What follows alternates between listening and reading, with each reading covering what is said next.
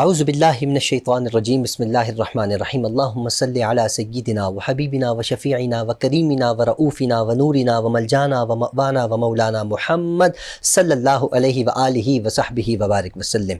یا صاحب الجمال و یا سید البشر من وجہک المنیر لقد نور القمر لا يمکن الثناء کما کان حقہ بعد از خدا بزرگ توئی قصہ مختصر۔ محترم ناظرین اکرام، السلام علیکم ورحمۃ اللہ وبرکاتہ۔ میں ہوں آپ کا میزبان حافظ حامد رضا اور آپ دیکھ رہے ہیں نور رمضان۔ ناظرین، جیسا کہ آپ جانتے ہیں رمضان کا بابرکت مہینہ ہے۔ آج ہم 13واں روزہ افطار کر بیٹھے ہیں۔ ناظرین، رمضان کی بابرکت سعادتیں ہیں، یہ ایسی سعادتیں ہیں یہ قسمت والوں کو نصیب ہوتی ہیں۔ یقین جانیے، جب رمضان کا موسم قریب آتا چلا جاتا ہے، رمضان کا مہینہ قریب آتا جاتا ہے، مومن کے دل پہ دستک ہوتی چلی جاتی ہے، وہ دستک خوشی کی دستک ہوتی ہے۔ ناظرین، رمضان کے اس مہینے میں اگر ہم اللہ کی عبادت ڈٹ کر کریں، خوب دل سے کریں، دل جوئی کے ساتھ کریں، یقین مانیے بخشش کا پروانہ ہمیں مل سکتا ہے۔ یہ مہینہ بڑی عزتوں والا ہے، یہ مہینہ بڑی سعادتوں والا ہے۔ اس مہینے کو اللہ سے بھی نسبت ہے، اللہ کے حبیب سے بھی نسبت ہے، اللہ کے حبیب کی امت سے بھی نسبت ہے۔ اس مہینے میں اللہ رب العزت نے قرآن کو بھی نازل فرمایا ہے۔ اس مہینے کی بڑی شان ہے۔ علماء کرام فرماتے ہیں جو اس مہینے میں جاگ کر، جیسے کہ اس مہینے میں لیلۃ القدر بھی آتی ہے، اگر اپنی بخشش کروانی ہے نا تو ان راتوں کو ڈھونڈیں، لیلۃ القدر کو ڈھونڈیں اور اللہ کی عبادت کریں۔ یقین جانیے اللہ کریم ہم سب کی بخشش و مغفرت فرمائے گا۔ ناظرین اکرام، ہمارے ساتھ آج خوبصورت گیسٹ پینل موجود ہے۔ ہمیشہ کی طرح ہمارے ساتھ علماء اکرام ہوتے ہیں جن سے ہم سوالات کرتے ہیں اور جاننے کی کوشش کرتے ہیں کہ ہمیں اسلام کیا درس دے رہا ہے، اللہ کا قرآن اور سرکار دو عالم صلی اللہ علیہ وآلہ وسلم کی کیا فرامین ہے۔ ہمارے جو مفتی صاحب موجود ہیں، میری مراد حضرت علامہ اسد محمود صاحب، جن کا تعلق جامعہ کراچی سے بھی ہے، کراچی یونیورسٹی سے، اور ماشاءاللہ سے شعبہ تدریس سے بھی تعلق ہے، اور میں جاننے کی کوشش کروں گا کہ علامہ صاحب کراچی یونیورسٹی میں کیا خدمات سر انجام دیتے ہیں۔ اس کے بعد انشاءاللہ موضوع کا آغاز کرتے ہیں۔ السلام علیکم حضرت۔ وعلیکم السلام ورحمۃ اللہ وبرکاتہ۔ حضرت کیسے مزاج، خیریت سے ہیں آپ؟ الحمدللہ، کرم ہے مالک کا۔ اللہ آپ کو سلامت رکھے، آپ کی تشریف آوری کا بہت بہت شکریہ۔ اچھا، میں جاننا چاہوں گا کراچی یونیورسٹی میں مصروفیات کیا ہیں آپ کی حضرت؟ کراچی یونیورسٹی میں شعبہ علوم اسلامیہ میں بحیثیت استاذ خدمات سر انجام دے رہا ہوں۔ علوم القرآن، علوم الحدیث اور دیگر جو مضامین ہیں ان کو پڑھانے کی کوشش بھی کر رہا ہوں اور احسن انداز میں بچوں کو موٹیویٹ بھی کر رہا ہوں۔ ماشاءاللہ، اللہ رب العزت برکت عطا فرمائے۔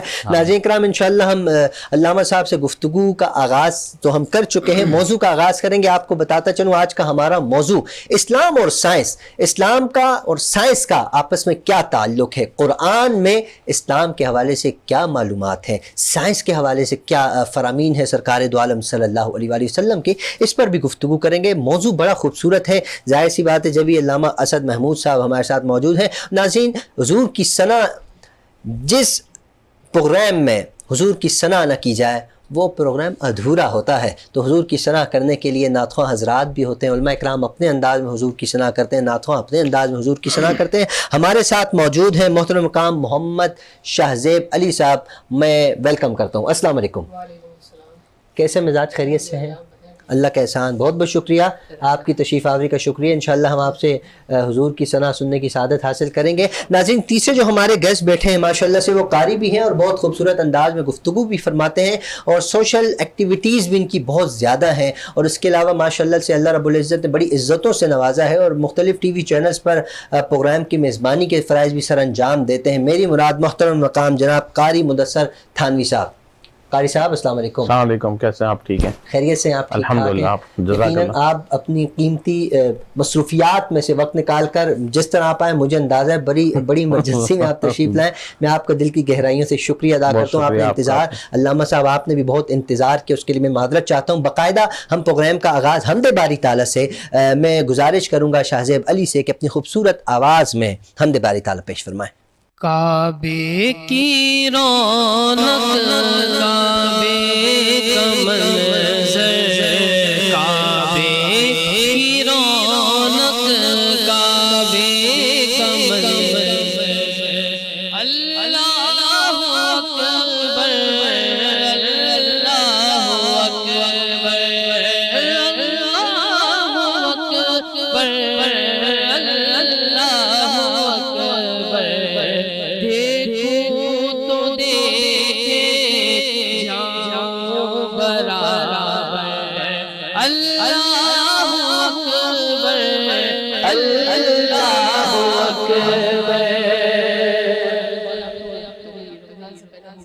الحمدللہ جی جی جی تو آپ نے صرف ایک ہی صدا وصولی کی حرم ایسے ہی ایسے ہی کہ ہم دے خدا سے طرح زبان ہم دے خدا سے طرح زبان کانوں میں رس گھولتی ہے اذانیں بس ایک صدا آ رہی ہے برابر بس ایک صدا ہے اور کچھ نصیب لوگوں کے جو وہاں پہ جو بس ایک صدا آ رہی ہے برابر اللہ اکبر اللہ اکبر کعبے کی رونق کعبے کا منظر اللہ اکبر اللہ اکبر دیکھا سفار مربع بھی دیکھا دیکھا سفار مربع بھی دیکھا رب کے کرم کا جلوہ بھی دیکھا دیکھا سفار مربع بھی دیکھا رب کے کرم کا جلوہ بھی دیکھا ایک سروں کا سمندر اللہ اکبر اللہ اکبر اور حیرت سے خود کو کبھی دیکھتا ہوں حیرت سے خود کو کبھی دیکھتا ہوں اور دیکھتا ہوں کبھی میں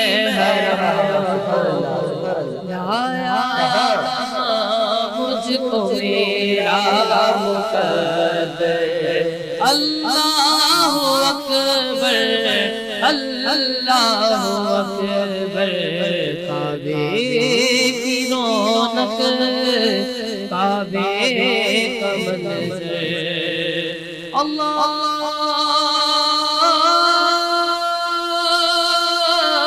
اکبر اللہ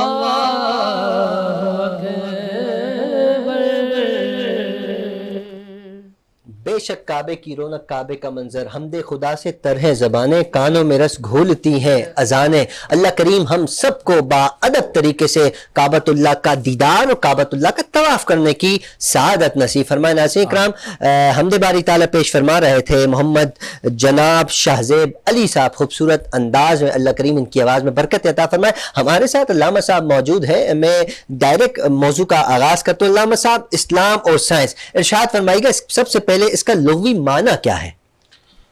بسم اللہ الرحمن الرحیم ان الدین عند اللہ الاسلام۔ سبحان اللہ۔ اسلام ایک مکمل ضابطہ حیات ہے جو اپنے ماننے والوں کو زندگی کی تمام جزیات ڈائمنشنز پر مکمل احاطہ کرتا ہے، چاہے اس کا تعلق انسان کی انفرادی زندگی سے ہو یا اجتماعی زندگی سے ہو، قومی زندگی سے ہو یا بین الاقوامی زندگی سے ہو، تمام تر زندگی کے جملہ مراحل اسپیکٹس کے لیے قرآن کریم اور اسلام مکمل تعلیمات فراہم کر رہا ہے۔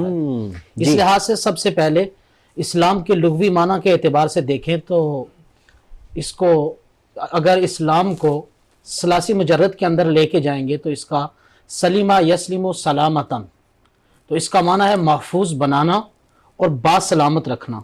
اسلام کی یہ خصوصیت ہے کہ یہ محفوظ بھی رکھتا ہے اور باسلامت بھی رکھتا ہے۔ سبحان اللہ۔ اور اگر سبحان اس کو اللہ۔ مزید فی کے ابواب کی طرف لے کے جائیں گے تو پھر اسلمہ یسلم اسلاماً، اس کا معنی ہے کہ پورے کا پورا اسلام کو قبول کر کے کمپلیٹ سبمیشن ٹو آلمائٹی اللہ، یعنی پورا کا پورا خود سپردگی کر کے انسان اللہ کا مطیع فرمانبردار ہو جائے اور اللہ کے دین کے تابع ہو جائے۔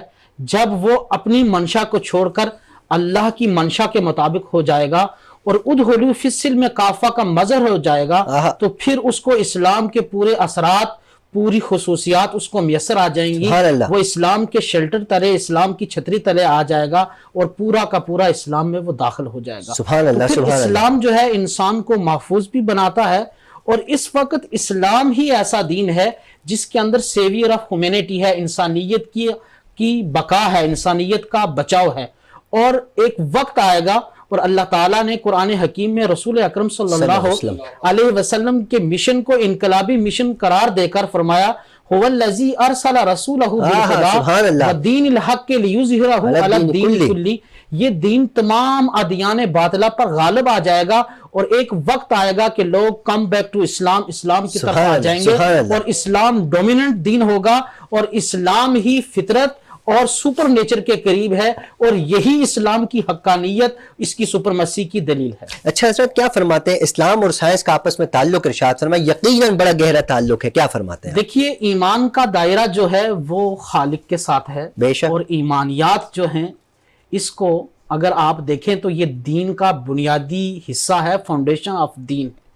साइंस को लुग़वी एतबार से ये साइंटिया से माखूज है, जिसका माना है नॉलेज, और इल्म हमेशा जो है उसके दो रवैये हैं। एक वो इल्म है जिसको वही इलाही कहते हैं, जो कतई है, जिसके अंदर फाइनलिटी है, सर्टेनिटी है, जो हतमी है, उसके अंदर कोई शक और शुबे का मामला नहीं है, बल्कि उसके अंदर जो है हक्कानियत है, और अनचैलेंजेबल है, अनचेंजेबल है। और वो इल्म कुरान का इल्म है, इस्लाम का बुनियादी इल्म है। और जो इल्म, जो साइंस जिस चीज को डिस्कस करती है, जिसका ताल्लुक इंसानी जहन है, मेमोरेंडम है, ब्रेन है, कि इंसान अपने शऊर के तहत जो कुछ इदराक करता है, जो उसके परसेप्शन, आइडियाज क्रिएट होते हैं, उनके तहत जो उसकी अप्रोच होती है, उसको इल्म ज़न्नी कहते हैं। जी जी। और ये साइंस जो है, ये आहिस्ता आहिस्ता हाइपोथेसिस के मरहले से निकलता हुआ ये ऑब्जर्वेशन, फिर एक्सपेरिमेंट, फिर थ्योरी बनती है, फिर लॉ की हैसियत इख्तियार करता है, तो फिर पूरा एक उसूल वज़ा होता है, उसके तहत उसके नताइज, कंक्लूजन निकाले जाते हैं कि साइंस की जो अप्रोच है इस डायमेंशन के अंदर उसकी इतनी हतमियत है, इसके नताइज कुछ यूं हैं।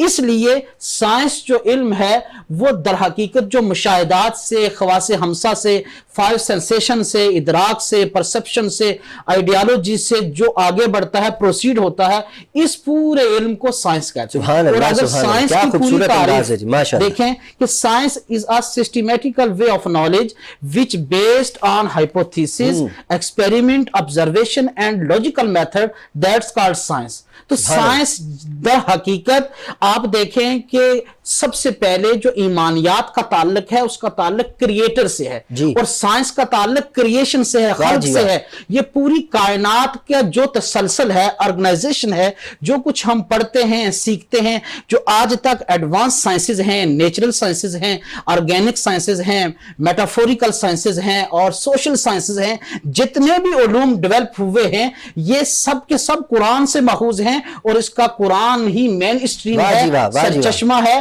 और हकीकत में ये ऐसी दस्तावेज है, और इसके बारे में कुरान हकीम में फरमाया, तिबियानन लिकुल्लि शै, एक्सपोजिशन ऑफ ऑल थिंग, वला रत्बिन वला याबिसिन इल्ला फी किताबिन मुबीन। इस किताब मुबीन के अंदर कायनात की हर चीज मौजूद है, कायनात की जितनी हकीकतें हैं, रियलिटीज हैं, डिस्कवरीज हैं, इंफॉर्मेशंस हैं, जो अपडेट होने वाला है, उसके बारे में प्रिडिक्शन भी कुरान करीम में सुभान अल्लाह, सुभान अल्लाह। अल्लामा साहब, आपके इस जवाब से ये जाहिर होता है, ये मेरा सवाल भी है आपकी खिदमत में, कि इस्लाम और साइंस क्या ये कुरान की किताबें हैं? क्या फरमाते हैं? देखिए, आप का जो सवाल है बहुत ही इंपॉर्टेंट है और मानाहिज है जी। देखिए, हर चीज की एक अपनी डोमेन होती है, उस डोमेन के अंदर उसको डिस्कस किया जाता है। बिल्कुल। कुरान की जो डोमेन है वो हतमी है, उसके अंदर फाइनलिटी है। लेकिन साइंस की जो डोमेन है, लेकिन इसका आपस में कोई कन्फ्लिक्शन नहीं है, इसके अंदर कोई कॉन्ट्राडिक्शन नहीं है। साइंस जो है वो इस्लाम के ताबे है, इस्लाम की छतरी तले है। और आप देखिए, जब आप कुरान करीम का मुताला करेंगे तो आपको वाज़ेह हो जाएगा। एक मिसाल के तहत हम इसको समझ लेते हैं। आप देखिए कि एक रास्ता है, एक ट्रैक है, अगर उससे आने जाने का रास्ता में गाड़ियां हों, उसमें ट्रैक में जो गाड़ियों का तसादम होने का खतरा होता है, यानी ट्रायल टू एरर्स, یعنی امکان خطا بھی ہوتا ہے اور تصادم کا بھی ہوتا ہے.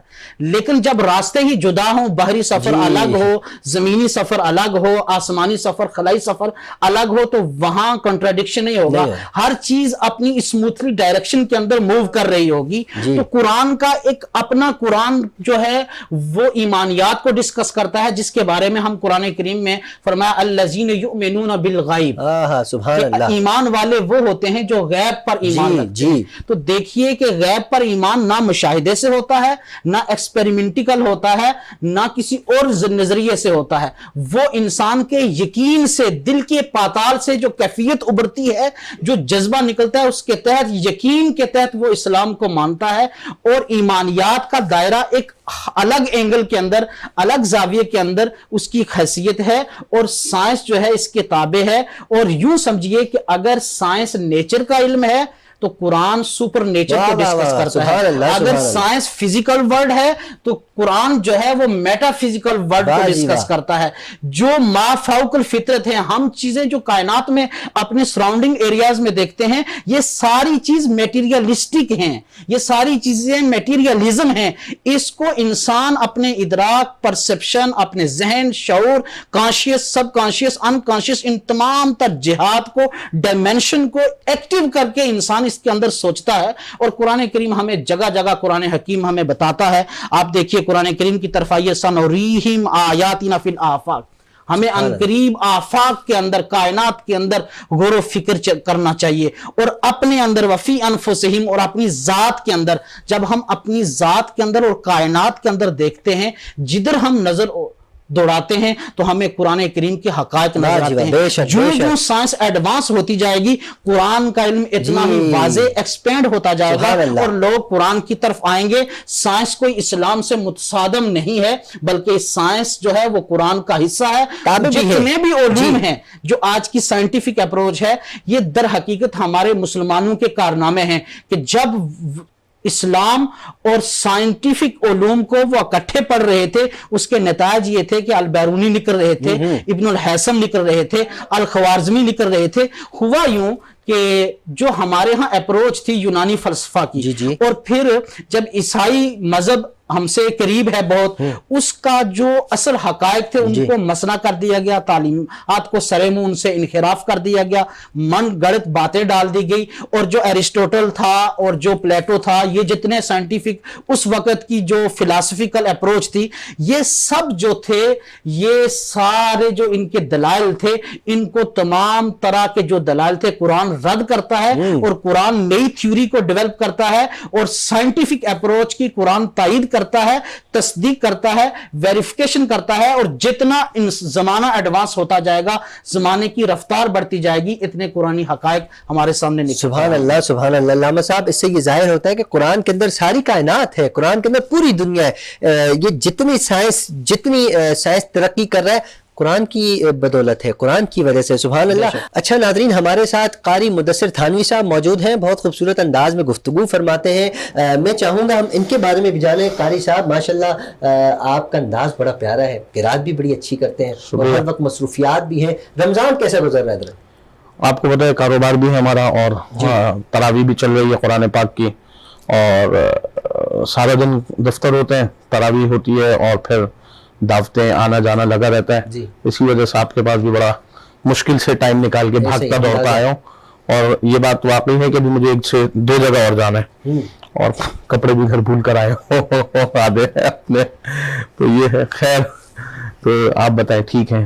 آپ ٹھیک ہیں؟ اچھا، آپ کا رمضان کس طرح گزرتا ہے؟ ذرا یہ تو بتائیے کس طرح آپ کا رمضان گزرتا ہے. مصروفیات تو سب کی جیسے فجر کے بعد میرا ہمیشہ سے میرا شیڈیول رہا ہے کہ میں فجر کے بع3 سپارے لازمی پڑھتا ہوں. آپ تراویح بھی پڑھاتے ہیں؟ جی، میں تراویح بھی پڑھاتا ہوں. اس سال نہیں پڑھا رہا ہوں، لیکن ہر سال ویسے پڑھاتا ہوں. 2000 لاک ڈاؤن کے بعد سے میں نے تراویح نہیں پڑھائی. 21، 22 اور 23 میں 23واں یہ چل رہا ہے نا، تیسرا سال چل رہا ہے. لاک ڈاؤن سے پہلے تک میں تراویح سناتا رہا. تو میں 3 سپارے روز فجر کے بعد پڑھتا ہوں، پھر نماز پڑھ کے اور تراویح میں قرآن سپارہ پڑھ کے پھر میں سوتا ہوں. پھر دوپہر کو دفتر جاتا ہوں، شام تک دفتر ہوتے ہیں، پھر افطار، اور افطار کے بعد کہیں پہ بھی کوئی مصروفیت ہے ورنہ پھر تراویح پڑھتا ہوں. تو میری تراویح چل رہی ہے اسکیم 33 کے اندر آج کل. جی ابھی ہم نے وہاں نئی مسجد بھی بنائی ہے اسی مسجد کے اندر. جی تو میرے بڑے بھائی تراویح پڑھا رہے ہیں، तो फिर मैं उनकी समाअत कर रहा हूँ इस दफ़ा। اللہ پاک آپ کو برکت عطا فرمائے. آمین. اچھا آپ کا جو کام ہے کنگ بلڈرز کے حوالے سے یقیناً مایا جی. جانا پہچانا نام ہے, دنیا جانتی ہے. جی. کیا ارشاد فرماتے ہیں, کیا فرماتے ہیں کہ آپ لوگ صدقات بھی دیتے ہیں, اللہ اس صدقات کی بدولت آپ قرآن کو پاک کی آیت ہے نا یمحق اللہ الربا ویربی الصدقات ان اللہ لا یحب کل کفار نسیم. یہ آپ نے کیونکہ کاروبار سے بات شروع کی تو میں آپ کو بتاؤں کہ زندگی کے اندر کاروبار میں اللہ تعالیٰ آپ کو دو وجوہات سے آپ کے کاروبار کو ترقی دیتا ہے. علامہ صاحب تشریف فرماتے ہیں میرے ساتھ, اس بات کی وہ کریں گے کہ کاروبار میں کبھی بھی اتنی اللہ تعالیٰ نے محنت نہیں مانگی جتنی لوگ محنت کرتے ہیں. کاروبار کے اندر اللہ تعالیٰ دو چیزیں مانگتے ہیں, ایک مخلوق کی خدمت اور دوسری آپ کی صاف نیت. جب یہ دو چیزیں آپ کے ساتھ ہوتی ہیں تو آپ کا کاروبار آہستہ آہستہ عروج پکڑتا چلا جاتا ہے وقت کے ساتھ ساتھ. اگر انسان گھوڑے کی طرح بھاگتا رہے, ایک اس کی ڈائریکشن ٹھیک نہ ہو, ایک اس کی نیت ٹھیک نہ ہو, اور اس کے مال کا جو مال ہے اس مال سے اگر انسان اپنی صدقات خیرات اور زکوٰۃ نہ نکالتا ہو تو وہ پھر وہ بھاگتا رہے گا, اس کو منزل کبھی نہیں ملے گی. آپ ایک گھوڑے کو یا کسی گدھے کو آپ جنگل میں چھوڑ دیں رسی کھول کے تو وہ بھاگتا رہے گا, اس کو اپنی منزل نہیں پہنچ سکتا. وہ بھاگتے بھاگتے بھاگتے بھاگتے وہ جنگل میں ساری زندگی بھٹکتا رہے گا اور اسی جنگل میں اس کو موت آ جائے گی. تو یہ ایک ایسے کاروباری آدمی کی نشانی ہوتی ہے کہ جو کاروبار میں نیت صاف نہ رکھتا ہو, جو لوگوں کو صدقات نہ دیتا ہو, خیرات نہ دیتا ہو, زکوٰۃ نہ دیتا ہو, اور اپنا مال پاک کر کے اپنے اللہ تعالیٰ کی رضا نہ لیتا ہو. اگر میں یہ سوچ لوں کہ میں نے مخلوق کو تکلیف کہاں سے دینی ہے, اور اگر میں یہ سوچ لوں کہ اگر اللہ تعالیٰ نے آج میرے ہاتھ میں اختیار دیا اور میرے ہاتھ میں آج اللہ نے طاقت دی تو میں اس کا ناجائز استعمال کیسے کر لوں, تو میں وقتی طور پہ تو شاید کر سکتا ہوں, لیکن in the end of the day I have to answer to my Allah. تو اللہ تعالیٰ کو جواب دینے کے لیے کاروباری معاملات میں آسانی کے ساتھ لوگوں کے ساتھ آپ آسانی رکھیں, کیونکہ وہ آپ کے ماتحت ہیں. پھر ہم جس میں اللہ کے ماتحت ہیں وہ اللہ تعالیٰ ہماری آگے مسئلوں کو آسان فرمائیں گے. بہت بہت شکریہ, انشاءاللہ آپ سے گفتگو رہے گی. ناظرین ہمارے ساتھ شاہ زیب علی بھی موجود ہیں. میں چاہتا ہوں نعت مصطفیٰ صلی اللہ علیہ وسلم پھر انشاءاللہ علامہ صاحب سے اپنے موضوع پر گفتگو کرتے ہیں. جی کیا بتاؤں میں, کیا بتاؤں کہ کیا مدینہ ہے, بس میرا مودا مدینہ ہے, بس میرا مودا مدینہ ہے. میں کیا بتاؤں, عاشق کی صدا دل فدا ہے مدینے والے پر, میرا دل فدا ہے مدینے والے پر, زخمی دل کی دعویٰ مدینہ ہے, زخمی دل کی دعویٰ مدینہ ہے. میں کیا بتاؤں, میرا دل فدا ہے مدینے والے پر, میرا دل فدا ہے مدینے والے پر. یا محمد ہے یا مدینہ ہے, یا محمد ہے یا مدینہ ہے. بلکہ اگر اس طرح کر کیا انداز ہوگا کہ دل میں اب کوئی آرزو ہی نہیں, کہ دل میں اب کوئی آرزو ہی نہیں. یا محمد ہے یا مدینہ ہے, یا محمد ہے یا مدینہ ہے. میں کیا بتاؤں کہ کیا مدینہ ہے.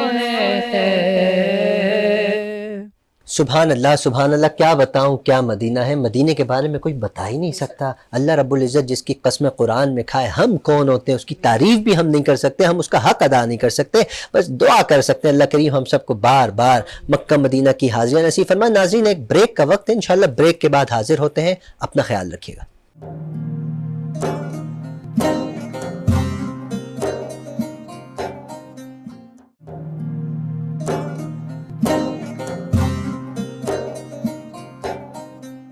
ویلکم بیک ناظرین اکرام, آپ دیکھ رہے ہیں نور رمضان. میں ہوں آپ کے ساتھ حافظ حامد رضا. ہمارے ساتھ موجود ہیں علامہ اسد محمود صاحب, اور الحمدللہ ہمارے ساتھ موجود ہیں قاری مدثر تھانوی صاحب, اور ابھی ہمیں جوائن کیا ہے سمیر رضا نے, جو خوبصورت آواز میں خوبصورت انداز میں نعت مصطفیٰ صلی اللہ علیہ وسلم پیش فرماتے ہیں.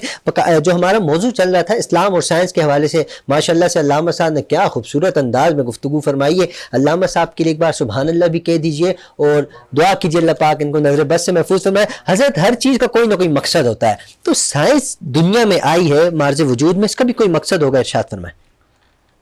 جی دیکھیے کہ دین جو ہے وہ اقدام و خطا سے, ٹرائل اینڈ ایرر سے آزاد ہے. جی دین اور اسلام کے اندر بالکل کسی طرح کا ایرر نہیں ہے, نہیں, نہ خطا کا امکان ہے, جبکہ سائنس کے اندر خطا اور ٹرائل اینڈ ایرر کا امکان موجود ہے. جی اس لحاظ سے سائنس کا مقصد بالکل جدا ہے. سائنس اپنے پرپس کے تحت کسی خاص ویلیو کے اندر جب کوئی کام کوئی نتیجہ نکالتی ہے تو اس نتیجے پر بعض دفعہ ایسا ہوتا ہے کہ بعد والا سائنٹسٹ آتا ہے اس پوری تھیوری کو ریجیکٹ کر لیتا ہے. اچھا, جبکہ جو قرآن کی تھیوری ہے اس کو کوئی ریجیکٹ نہیں کر سکتا, کیونکہ یہ ایسی تھیوری ہے جس کے اندر اقدام و خطا کا کوئی اصول چل بھی نہیں سکتا, نہ امکان ہو سکتا ہے. کیوں کہ یہ by the meanings by the word اللہ کی طرف سے ریویلڈ ہے, ڈیوائن بک ہے. اور اللہ تعالیٰ نے دیکھیے ایک لحاظ سے قرآن جو ہے وہ کال ہے کہ قرآن کریم کے اندر جو کچھ بیان کیا گیا, اور یہ جو کائنات ہے یہ اللہ کے عمل کا شاخسانہ ہے.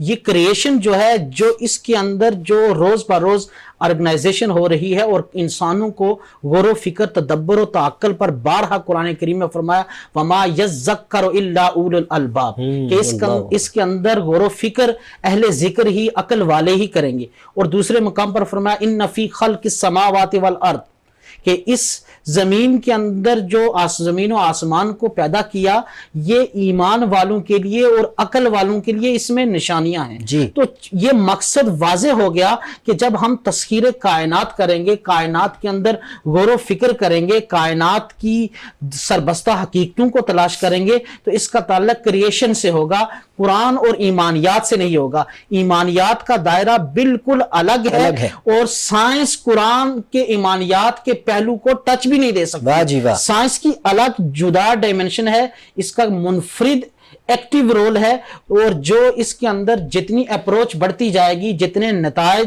اور آپ دیکھیں کہ سائنس کے جو مؤسسین ہیں, بانیان ہیں, وہ بھی مسلمان ہیں. ہمارے ہاں یہ ہوا کہ ہمارے ہاں جو علماء ہیں اور جو دنیا دار لوگ ہیں ان کے درمیان ایک گیپ ہوا. اس کے اسباب یہ ہیں کہ جب عیسائیت پوری طرح آب و تاب میں تھی تو جو اس وقت کے مسلمان تھے عیسائی مذہب کے نزدیک, ان لوگوں نے کیا کہا, ایک جداگانہ تشخص آئیڈینٹیٹی اختیار کی, اور پھر جو اس وقت کی سائنٹیفک اپروچ تھی ان لوگوں کو انہوں نے بڑا زود و کوب کیا, قید و بند کی صحبتوں میں گزارا اور کئی کو قتل بھی کر دیا. جب سائنٹیفک ریولوشن ہوا تو پھر کیا ہوا, ان لوگوں نے بالکل مذہب کو الگ قرار دے دیا اور انہوں نے کہا کہ مذہب کا تعلق سائنس سے بالکل نہیں ہے, جبکہ پورا قرآنی علم جو ہے وہ سائنٹیفک اپروچ کو ویلیو کرتا ہے.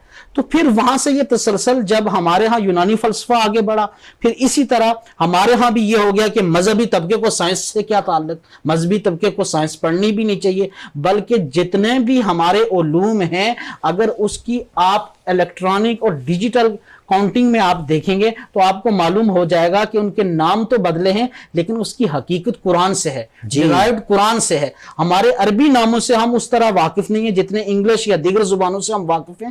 اس لحاظ سے قرآن کا جو علم ہے وہ پوری آب و تاب سے ہماری نوجوان نسل کے سامنے نہیں ہے کہ قرآن صرف ایک کتاب نہیں ہے بلکہ اس کے اندر پوری کائنات کی ضابطہ حیات ہے۔ اچھا حضرت، آپ نے سائنس کے حوالے سے ارشاد فرمایا کہ اس کے بانیان میں مسلمان شامل ہیں، تو یقیناً جب مسلمان شامل ہیں تو ان کی تو بہت لمبی فہرست ہوگی، مختلف لوگ ہوں گے، تو میں چاہوں گا چند ایک کا اگر ارشاد فرما دے، تاکہ کیونکہ ہمیں اپنے سیاستدانوں کا تو نام پتہ ہے، جب سے پاکستان بنا تب سے لے کر اب تک ہمیں سائنسدانوں کا نام نہیں پتہ جو مسلمان ہیں، کیا فرماتے ہیں؟ جی دیکھیے کہ ہمارے ہاں علم حیات و فلکیات جس کو ایسٹرونومی کہتے ہیں، اس علم کو مسلمانوں نے ایجاد کیا۔ کیوں اس کو ایجاد کرنے کی مقصدیت کیا تھی؟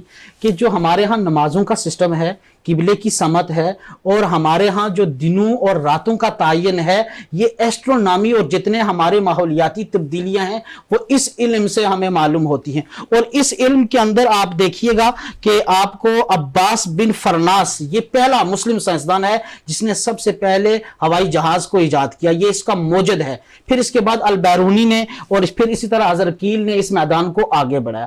اسی طرح حساب، الجبرا، جیومیٹری، جو ایریتھمیٹک جتنی بھی چیزیں ہیں، میتھمیٹک ہو، الجبرا ہو، جیومیٹری ہو، اور پھر اس کے اندر الخوارزمی نے ایک کتاب لکھی ہے جس کا نام ہی الجبر والمقابلہ ہے۔ یہ یورپ کی یونیورسٹی کے اندر نصاب کے اندر شامل تھی، پھر اس کا لاطینی زبان میں ٹرانسلیشن ہوئی اور وہاں اس کے کئی والیوم تقسیم کیے گئے۔ اور آپ دیکھیں کہ آپ کی جتنی ٹریگنومیٹریکل ہے، ایکویشنز ہیں، لوگاریتھم ہے، انٹیگریشن ہے، یہ سب مسلمانوں کی ایجاد کرتا ہے، مسلمانوں نے اس میدان میں کام کیا۔ پھر آپ آجیں طبیعیات، میکانیات اور حرکیات کی طرف، جو آج کی ڈائنامکس ہے، میکینکس ہے، اور جتنی سوشیالوجیز ہیں، اور اس کے علاوہ فزکس ہے، میٹا فزکس ہے، اس کے اندر جتنی موومنٹ ہے، میجرمنٹ ہے، ویٹ ہے، ویلاسٹی ہے، موشن ہے، اسپیس اینڈ ٹائم ہے، اور اسی طرح گریویٹیشن ہے، ڈینسٹی ہے، یہ تمام تر مسلمانوں نے ان ٹرمز کو ایجاد کیا۔ اور آج بھی ہمارے ہاں ہوا کیا کہ ہم نے یورپ جو پہلے ڈارک ایج تھا، انہوں نے کیا کیا کہ ہمارے تعلیمی ورثے کو چرایا۔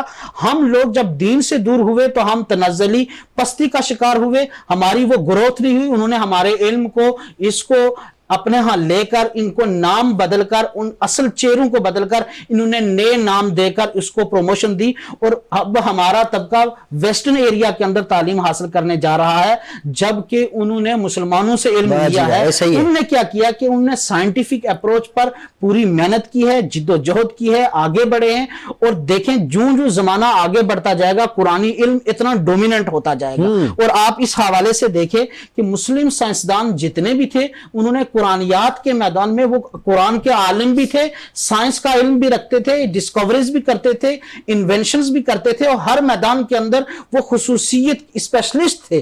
اس لیے انہوں نے ان میدانوں کے اندر کام کیا اور گراں قدر خدمات سر انجام دی۔ اب دیکھیے جو سب سے بڑا مسئلہ ہے دوری کیا ہے، ہمارے علماء جو ہے وہ آیات الاحکام اور ہماری فقہ کی جتنی مباحث ہیں انہی کے عوارض ذاتیہ کو پڑھتے ہیں، جبکہ سائنٹیفک اپروچ ہمارے مدارس کے اندر سائنس کا علم نہیں پڑھایا جاتا۔ اس طرف کہا جاتا ہے کہ سائنس کا علم دنیا دار پڑھتے ہیں، جبکہ سائنس کا علم دنیا داری نہیں ہے، یہ بھی دین کا تقاضا ہے، دین کا حصہ ہے۔ کہ آپ دیکھیں جتنی بھی میڈیکل سائنس وقت کی ضرورت بھی ہے، جتنی بھی میڈیکل سائنس ہے اور جتنے اپ ڈیٹ نالج ہیں، سب کی وقت کی ضرورت ہے، ان کو پڑھنا چاہیے۔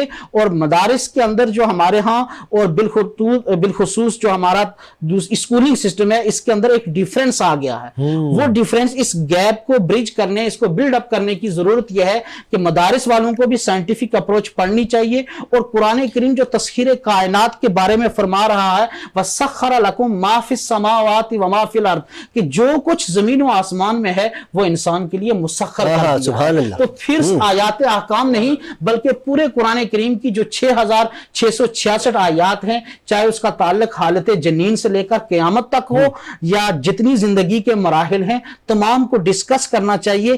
یہی سائنٹیفک اپروچ در حقیقت ہمیں قرآن کی طرف لے کے جائے گی۔ اور قرآن کا علم جو ہے وہ ڈومیننٹ ہے، اس کے اندر فائنلٹی ہے، سرٹینٹی ہے، حتمیت ہے، قطعیت ہے، اور یہ ایسا علم ہے جو شفاف ہے، جس کے اندر کوئی شک اور شبہ نہیں، اور اللہ نے اس کا اسٹیٹس بیان کر دیا ہے ذالک الکتاب لا ریب۔ ناظرین اکرام، ہم جاتے ہیں بارگاہ رسالت میں آپ صلی اللہ علیہ وآلہ وسلم میں بہت ادب کے ساتھ میں گزارش کروں گا محمد سمیر رضا محبوبی سے کہ اپنی خوبصورت آواز میں ہدیہ نعت پیش فرمائیں۔ اعوذ باللہ من الشیطان الرجیم، بسم اللہ الرحمن الرحیم۔ اے خدا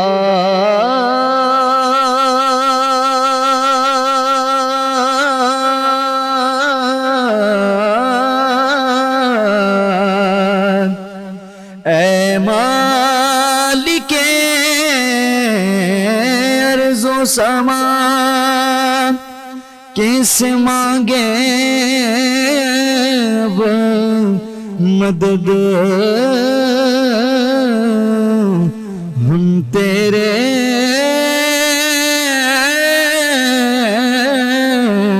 سوا اے بے قصوں کے والی، دے دے ہمیں سہارا، مشکل میں ہوں تیری میرے مولا، مشکل میں ہوں تیری، رحمت کو ہے پکارا، اے بے قصوں کے والی، دے دے ہمیں سہارا، تو چاہے تو ملا دے بچھڑے ہوئے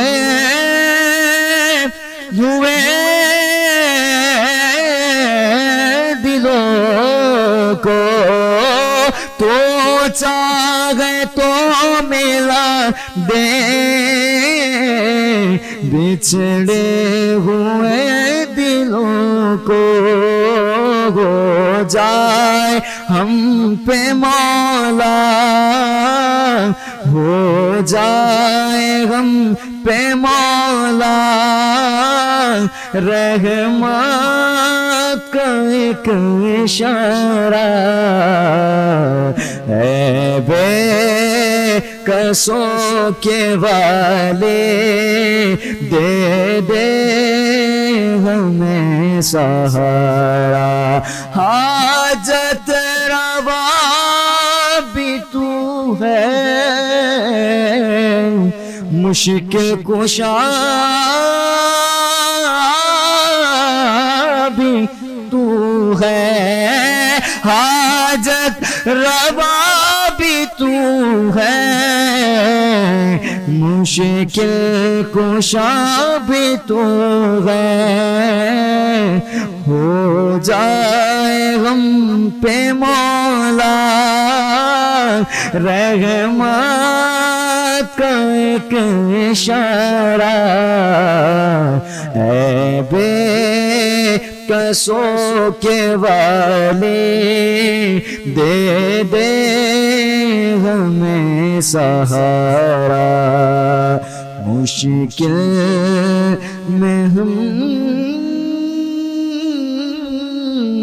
میں تیری رحمت کو پکارا۔ سبحان اللہ سبحان اللہ، کیا خوبصورت انداز، کیا خوبصورت کلام پیش کیا۔ اچھا قاری مدثر صاحب، آپ کلام بھی سن رہے تھے، جھوم بھی رہے تھے، یقیناً آپ اس وقت کعبۃ اللہ کے منظر کو دیکھ رہے ہوں گے۔ یقیناً جب اللہ رب العزت کی حمد باری تعالیٰ پیش کی جائے اللہ کی بارگاہ میں، تو انسان مسلمان اس کا دل جو ہے مائل ہو جاتا ہے کعبۃ اللہ کی طرف، سرکار کی بارگاہ میں ہم پہنچ جاتے ہیں۔ کیا فرماتے ہیں آپ؟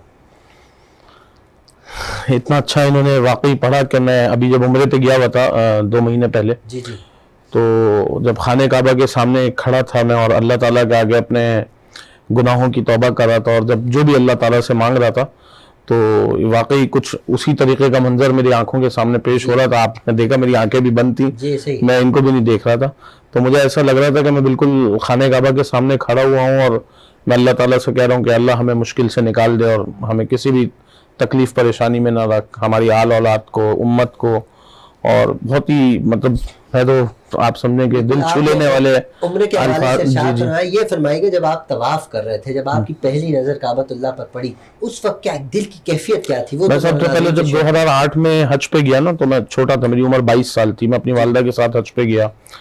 تو جب میری والدہ کیونکہ پہلی عمرہ کر چکی تھی، میں تو پہلی دفعہ حج پہ گیا.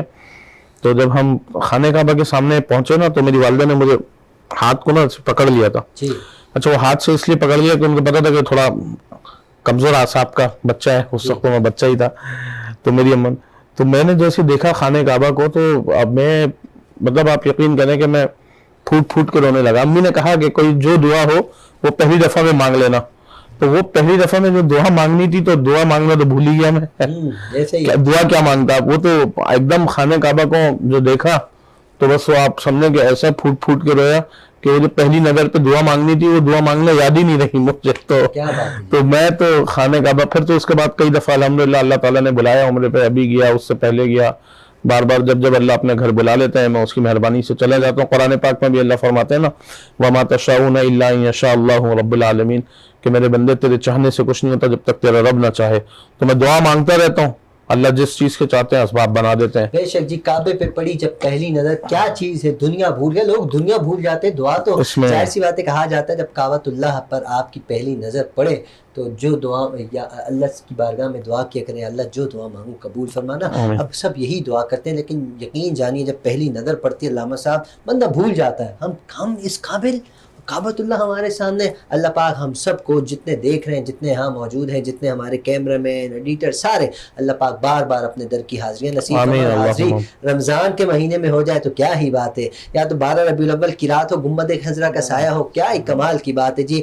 اللہ رب العزت سب کو حاضریاں نصیب فرمائے. اچھا علامہ صاحب، ہم اسلام اور سائنس کے حوالے سے بات کر رہے تھے. قرآن مجید میں تسخیر کائنات، میں چاہتا ہوں اس پہ اگر تھوڑی سی روشنی ارشاد فرما دیں، وقت بہت مختصر سا. بہت ہی عمدہ سوال کیا کہ قرآن کریم میں جو کائنات کی حقیقتیں ہیں، سربستہ راز ہیں، تذکیر کائنات ہیں. آپ دیکھیں کہ قرآن کریم کے سینکڑوں مقامات ایسے ہیں جہاں تذکیر کائنات کا ہمیں حکم دیا گیا. جی آپ دیکھیں کہ ہم جو سیر و تفریح کرتے ہیں، اس میں بھی فرمایا کہ جب تم کائنات کے اندر غور و فکر کرو گے، جگ میں آ کر ادھر دیکھا ادھر دیکھا، تو ہی نظر آیا جدھر دیکھا. بارے الہ جب میں اس کائنات میں گھومتا ہوں، کائنات کے اندر، اس سمندر کی گہرائیوں کے اندر یہ جو بحری جہاز چلتے ہیں، آسمان کے خلا کے اندر جہاز چلتے ہیں، یہ کائنات جو نور بکھیرتی نظر آ رہی ہے، اس میں تیرا جلوہ نظر آ رہا ہے. یہ تیرے عمل کا مظاہرہ ہو رہا ہے کہ تو نے اپنے ارادہ کن سے کس قدر تخلیق فرمایا ہے. دیکھیں آج کی جو سائنٹیفک اپروچ ہے کہ اب تک 18,000 جہان ڈسکور ہوئے ہیں، لیکن جو ہم آگے تیز رفتاری سے بڑھیں گے، زمانہ جتنا ایڈوانس ہوگا، اتنے جہان اور اللہ کی مخلوقات، کریچرز جو ہے ڈیولپ ہوتی نظر آئے گی. اور ہر جہان ڈسکوریز، انوینشنز کا ایک ایسا سمندر امڑ آئے گا کہ انسان حیران ہو جائے گا کہ خالق کائنات نے کس نوعیت کی مخلوق اس کائنات کے اندر پھیلائی ہے، پیدا کی ہے. انسان صرف اپنی ذات پر غور کرے تو ہر جو مخلوق ہے اس کی ڈائمنشن کو جدا بیان کیا ہے. عالم انسانیت ہے، عالم حیوانات ہیں، عالم نباتات ہیں، عالم جمادات ہیں. ہر جو عالم ہے اس کی ایک الگ خصوصیت ہے. یہ ساری کی ساری چیزیں تذکیر کائنات پر ہمیں متنبع کرتی ہیں کہ ہم غور و فکر کریں، تدبر و تفکر کریں. زمین کی گہرائیوں کے اندر کس قدر کیا چیزیں موجود ہیں. زمین کی گہرائی کے اندر پانی ہے، آبی وسائل ہیں، منرل ریسورسز ہیں، سونے کی دھاتیں ہیں، جتنی بھی میٹلز ہیں وہ اس زمین کے اندر ہیں. تو جتنی سائنٹیفک جو ہماری اپروچ ہے جو اس حوالے سے ڈسکس کرتی ہے، وہ زمین کے حقائق پر گفتگو کر رہی ہے، جو ارضیات کے حوالے سے اس علم کو پڑھ رہی ہے. اور جو کچھ بھی ہے، ہم تمام چیزوں کو سائنس کے تناظر کے اندر، سائنٹیفک اپروچ کے تناظر جب ہم اس کا جائزہ لیتے ہیں، انالائسس کرتے ہیں، تو بہت کچھ ہمارے سامنے آتا ہے. اور تذکیر کائنات پر ہمیں غور و فکر بھی کرنا چاہیے. اور قرآن کریم ہمیں 12 مقامات پر تذکیر کائنات کی طرف ہمیں توجہ مبذول کرا رہا ہے. علامہ صاحب بہت خوبصورت طرف آپ نے اشارہ فرمایا. اچھا، آخری منٹ ہے آج کے پروگرام کا، ناظرین کو کیا پیغام دینا چاہیں گے رمضان کے بابرکت مہینے؟ دیکھیں، رمضان المبارک رحمت غفران، سبحان اللہ، سایہ رحمان، بے شک، ذل رحمان، نزول قرآن کا ببرکت مہینہ ہے.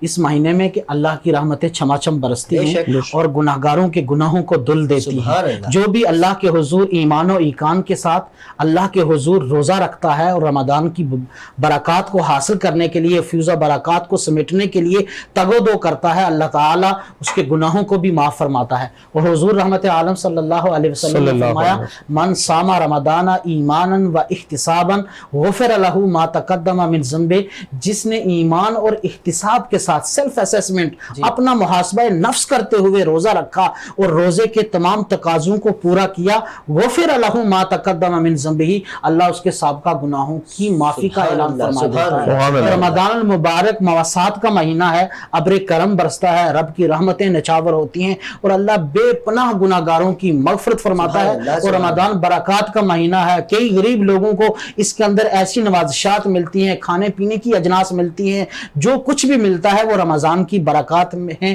اس میں اللہ رزق کو کئی گنا بڑھا دیتا ہے۔ سبحان اللہ، رمضان کی برکات ایسی ہیں کہ اللہ رب العزت اس میں رزق کو کئی گنا زیادہ بڑھا دیتا ہے۔ علامہ صاحب آپ کا بہت بہت شکریہ، بہت خوبصورت انداز میں آپ نے گفتگو فرمائی، امید کرتا ہوں آپ آئندہ بھی تشریف لائیں گے، یقین جانیے میں آپ کا انتظار کرتا رہتا ہوں، ہمارے ناظرین بھی آپ کو پسند کرتے ہیں، اللہ کریم آپ کو سلامتیاں نصیب فرمائے۔ سمیر رضا آپ کا بہت بہت شکریہ، خوبصورت انداز میں آپ نے حمد باری تعالیٰ پیش کی، اللہ کریم آپ کو بھی سلامت رکھے۔